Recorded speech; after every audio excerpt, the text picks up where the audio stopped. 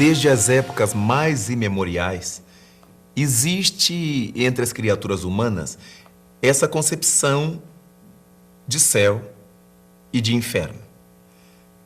Tudo isso nasce quando a intimidade do ser, a consciência profunda da criatura, se apercebe de que deve haver uma condição diferente para as pessoas que seguem o caminho A, diferentemente das pessoas que seguem o caminho B.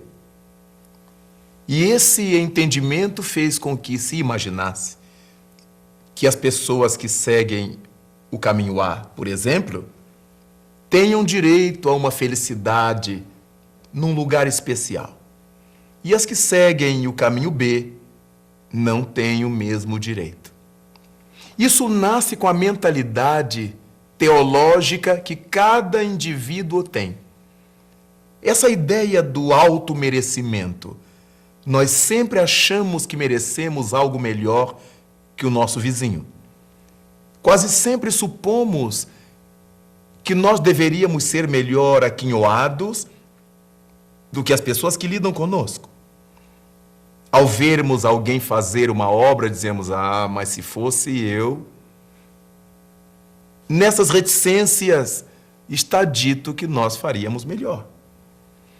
Essa ideia generalista de todas as épocas, de todos os povos, certamente, quando entram na ideia clerical, teologal, a respeito do destino das criaturas depois da morte, faz com que essas mesmas criaturas estabeleçam que vão para o céu e as outras para o inferno. Mas essa questão de céu e inferno, o que é que caracterizava uma e outra ideia? Em todas as épocas, o céu era entendido como um locus, um lugar de delícias, de harmonias, de paz, de belezas.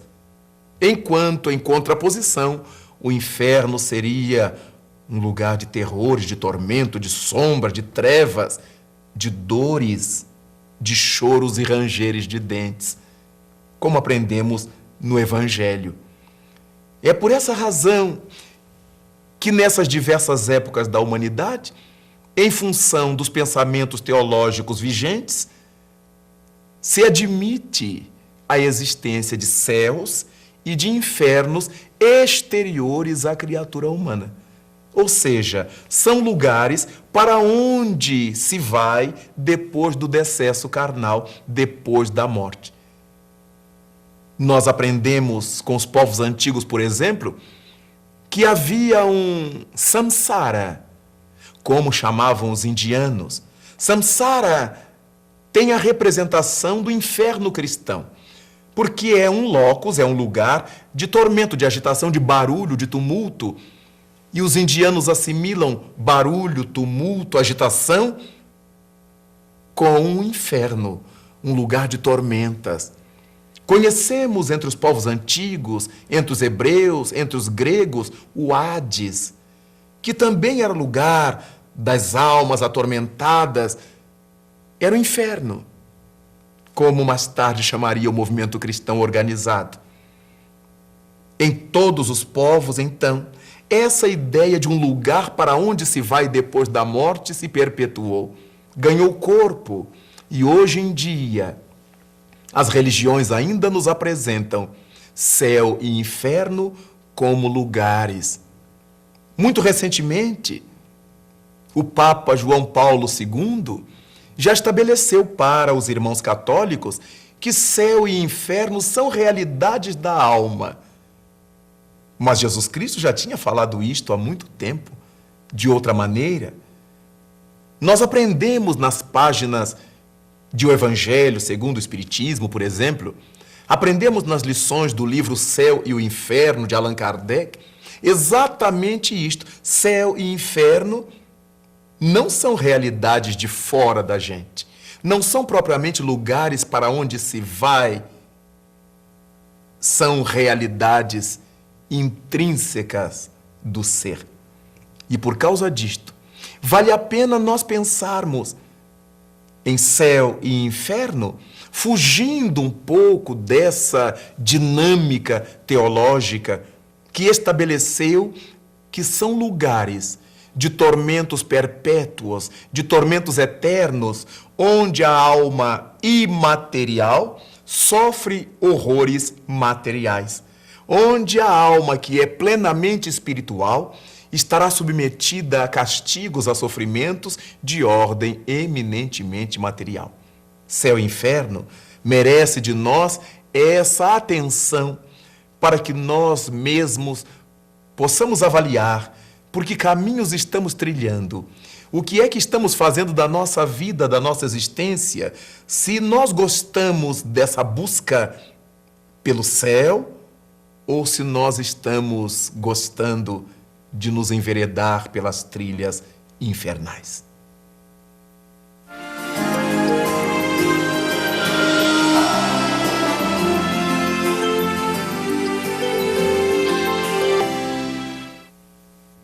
Quando nós pensamos nisso, nessas trilhas que escolhemos para seguir, nesses caminhos pelos quais desejamos trilhar, vale a pena lembrarmos de Jesus.